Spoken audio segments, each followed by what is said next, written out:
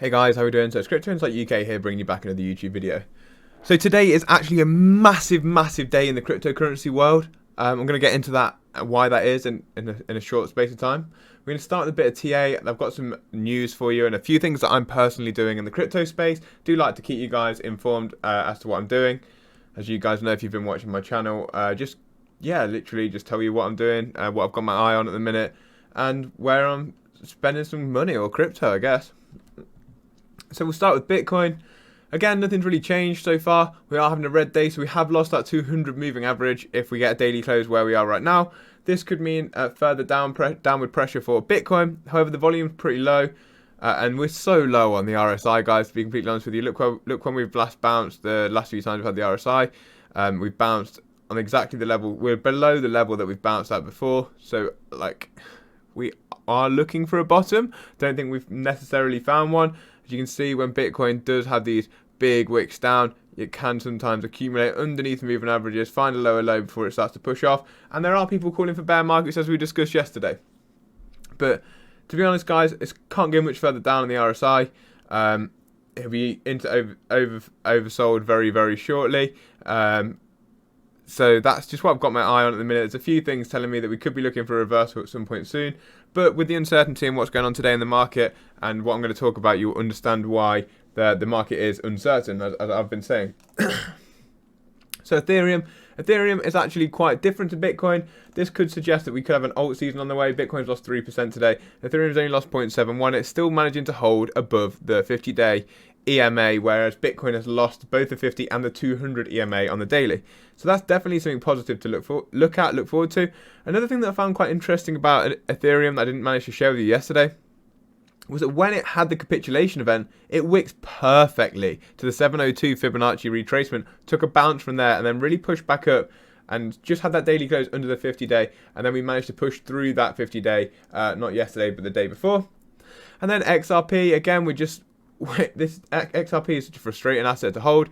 I'm literally in the same boat as you guys. As you know, like most of my portfolio is an XRP, like 98% something. But we've been in this range, and I've talked about it before. And if we say from 55 cent is our low, we've not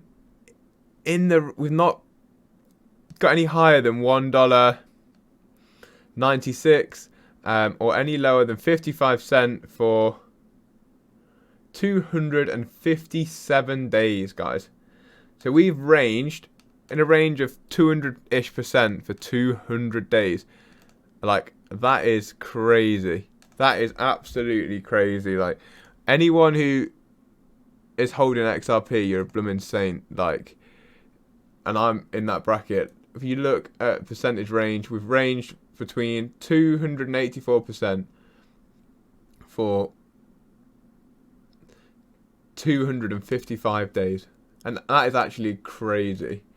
So you can completely see why people get emotional and cross with the asset class. And if you actually look at the recent range, if you even go from here, just to exclude that 3% there, just for ease, we could say we've ranged, and I'll add the 3% on now, we've ranged 40% range in the last 115 days. So it's just a madness. It's a really hard asset to hold. We're all waiting for alt season, blow off top, end of the SEC lawsuit, these sorts of catalysts to really push XRP up towards those all-time highs and much higher. I'm projecting still $13 to $15. If I was going to prime predict a top, I always said I think $13, $13.10 is my exact prediction. But we're still waiting for that. On the RSI, again, with XRP, we are oversold. We're oversold with XRP. When did we see oversold readings? Almost as low as we are now. So the lowest we are, as low as we've been now, is 26.44. We've seen these sort of lows when we were back here, and one of them marked the exact bottom of XRP at 11 cent. One of the last time we had an RSI reading close to what we've got now was the exact bottom of XRP at 11 cents. So that shows me we are close to a bottom. Could we have further capitulation? Yes. When we hit that 11 cent, we got all the way down to 21.8 on the RSI. At the minute, we're at 28. So we could lose another 10% of strength. But I honestly do think XRP is coming in for a bottom soon. Could it be down here at 58 cents? I don't know. I don't know, to be completely frank with you. I would like to see it hold where it's holding at the minute, at the 77 cent mark from the previous wicks from the SEC, before the SEC lawsuit. But we are all in the same basket at the minute, guys. Waiting to see what the market's going to do. Probably in anticipation of what I'm about to talk about now. Last little thing we'll look at is the total market cap. We talked about this yesterday. The total market cap's held on the 200-day moving average. We have lost the all-time high. So we are looking to regain that, obviously. Let's have a look on the 4-hourly. Sometimes the candle wicks get a bit not very accurate. We're stuck underneath the moving averages, and the moving averages have crossed bearish, so we are in a downtrend at the minute until we can try and reverse these moving averages, which what we need is some kind of movement for cryptos in general, some news, something along those lines to see us really push out this zone. I can see a structure similar to this one playing out. We've had that initial wick down, we have an accumulation, secondary dip, find a bottom, double tap out of there, maybe at the 1.118 trillion. We double tap out of there at the bottom and then push on for a new high. Or, as I said, we could get this rotation out of Bitcoin coming into the other cryptos. Bitcoin is in a broadening descending wedge pattern, which is reversal pattern. If we do manage to break up above the 55,000 or really 56,000 to get above that 200 EMA, we can see a breakout up towards 66,000 in my opinion. But we're going to get onto the news now because there's so much to share with you today. So the main reason, in my opinion, for uncertainty in the market, and there's a lot of talk of this going around Twitter and crypto chats that I'm involved in, and it's today, Congresswoman Maxine Waters, chair of the House Committee of Financial Services, announced the following witnesses for December 8th full committee hybrid hearing entitled Digital Assets and the Future of Finance, Understanding the Challenges and Benefits of Financial Innovation in the United States. We've got Jeremy Allaire from Circle. That's USDC, if anyone who doesn't know that. Sam Bankman-Fried from FTX. He's been on a massive marketing campaign recently. He's one of the richest people in the world, or I think he is the richest person in crypto. Maybe CZ is higher than him, I'm not sure. He's more rich than Jamie Dimon, JP Morgan. We've got Brian Brooks, formerly the OCC. He's the CEO of Bitfury now. We've got Chad Casarilla, sorry, I probably butchered that name, who's the CEO of Paxos.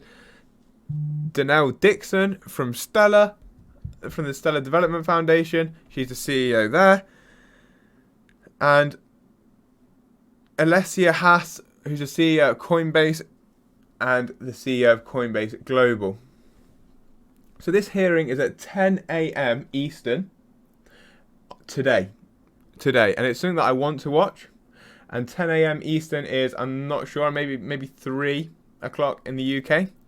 And if you want to find a link to this, you can obviously look at US Committee of Financial Services on Twitter, or the FSC Dems on Twitter, or you can find the live link here, which is what I'm going to keep open for myself because I want to tune in on this if I can.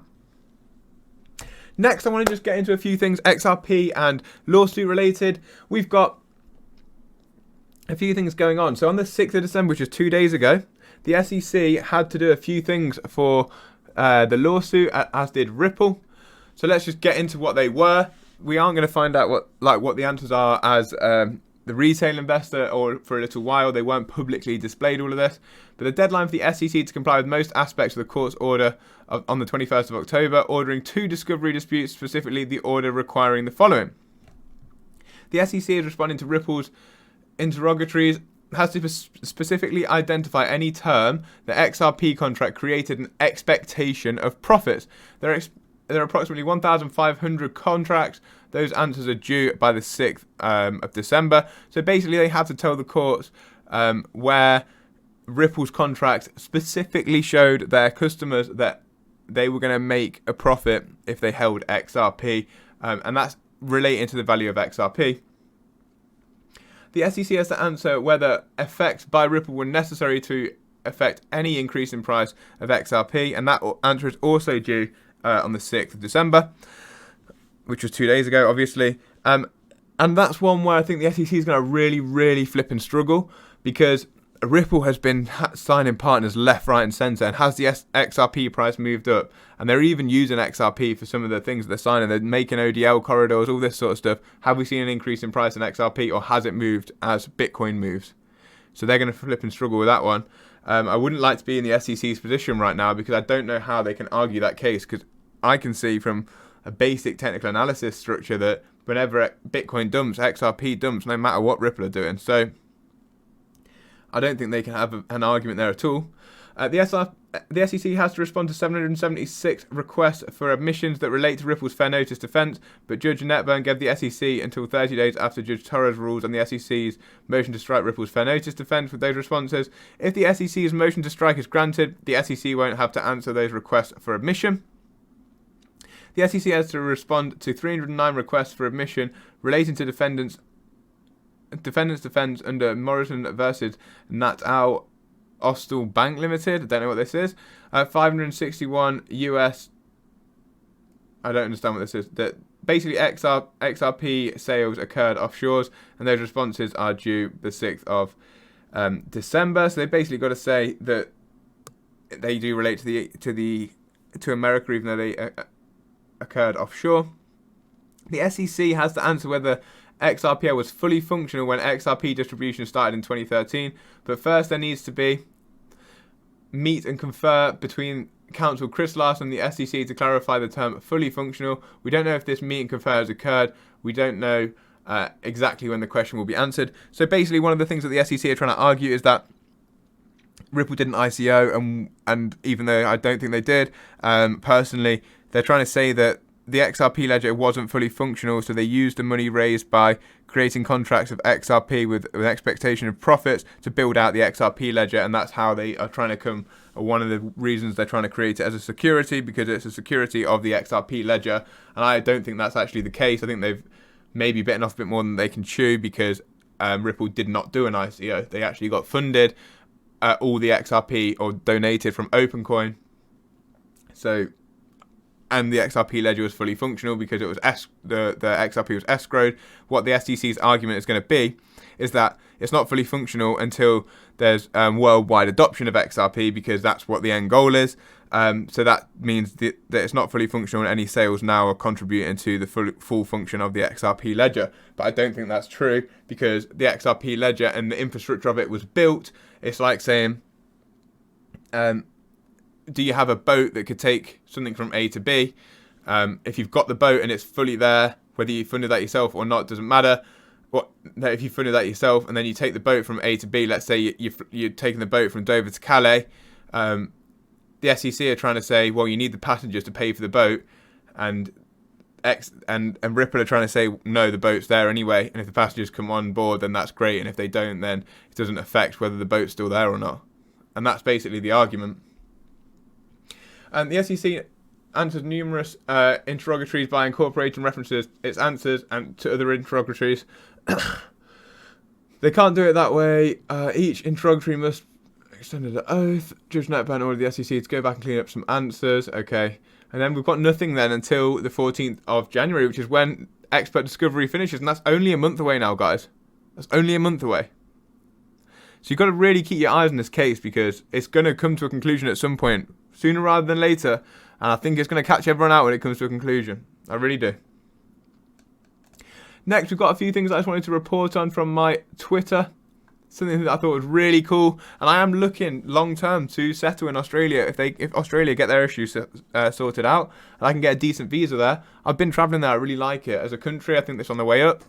It just says, just in, Australian Federal Treasurer to introduce a reform plan that legalises Bitcoin and crypto. The goal is to make Australia a world leader in crypto. If it does that, I swear to God, am I allowed to say that? I'm going to be there, guys. I'm going to flipping be there. And then next, you've got Ubisoft introducing Ubisoft Quartz. We're bringing the first energy-efficient NFTs playable to an AAA game, Ghost Recon Breakpoint. Try the beta the 9th of December with 3 free cosmetic drops. Learn more at quartz@ubisoft.com. Do you know what? I'm actually going to have a little look at that. Not going to look at it live on YouTube, guys, but I am going to look at this when... No, it's not even available in my region. Sound. Maybe I'm not going to look at that then. but I'll have a look into it. So the next thing I wanted to let you guys know, I have actually bought this NFT for the Mirandus game on Gala Games. It's a complete stab in the dark. I remember reading about Mirandus a long time ago, let's say the start of this year, and I signed up for their newsletter. I got an email from themselves maybe 2 days ago, yesterday, saying that if you bought any exemplar, then you can play in the beta, which gets launched I think tomorrow. And I luckily got one of the last 12 of this human exemplar Rider of the North. I don't know what he does. I don't know anything about it. It's a complete stab in the dark, gamble, whatever you want to call it. I just know Gala Games have been ripping recently, and it's their next game that's coming out, or it's in association with them. And that's all I know. And everything's sold out. Look, they're all sold out. This one doesn't look like it's sold out, but it is. If you go on it, sold out. And I only got one of the cheap ones, guys. Like, I don't have loads of money to throw around. It cost me 1,200 Gala, I think. And everything else is sold out. So I'm literally looking at it more of a flip than anything else. I don't know if that's right or wrong, but I just thought, why not? Worst case, I'll have a little go on their game, see what it's about, see if I can rank him up, whatever you can do on the game. And that's it. And that's it to do with that. It's literally just a gamble. Finally, I have put some money into Nexo. I've actually dropped 30% of my XRP into Nexo as well. Obviously, I don't want to talk about the values. I don't like to share my crypto holdings. I bought 25 AVAX from the Red Fox I was holding that I told you I sold. I bought that Mirandus thing with that Red Fox and Blocktopia profits. I still hold my DeLorean because that's not sold yet from the trades that I did there. So I think I put about $3,000 in, and I probably made about, overall got it to about 5,000, even though we were up to like 6,000 at one point. I don't think that's too bad considering we've had a crash too. With this AVAX, I know you can probably get higher interest rates than this on the AVAX website. I haven't been brave enough to dive into that yet. Personally, it's not my area of expertise. DeFi, I do need to get more in tune with that. I'm mainly XRP. I try and keep on top of XRP as much as I can. But yeah, I just wanted you guys to know what I was doing. So I'm in a fixed term for a month at 13% APR yearly. So I'll get 1.3% this month. So it is what it is. I'm just going to leave it in there to earn for a little while. It's not doing anything in my ledger, and I wanted to take advantage of this cool interest rate. And finally, I just wanted to say I looked into Nexo for a while. I have used them before. So far, they've been brilliant. From my experience that I've had, which is I've only used them for 2 months, I think. It says all digital assets held in your Nexo account benefit from 375 million insurance by our industry-renowned custodians in the event of third-party hacks, theft, or loss of private keys. So that's something that's definitely positive for Nexo themselves. Oh my goodness, I'm about to sneeze. Excuse me. Excuse me. Sorry. I hope I didn't unmute my mic too quickly there. I feel like I did. But anyway, guys, I have a referral link to Nexo in my YouTube description. So have a look at that if you do want to get involved. I'm in no way affiliated with them as a site. I just have used them before. Pretty easy to use. The UX, UI is decent. And I'm on 5% on a fixed term for my XRP, which is earning me nothing in my ledger. But I've only put 30% of my holdings in there. Just letting you guys know what I'm doing.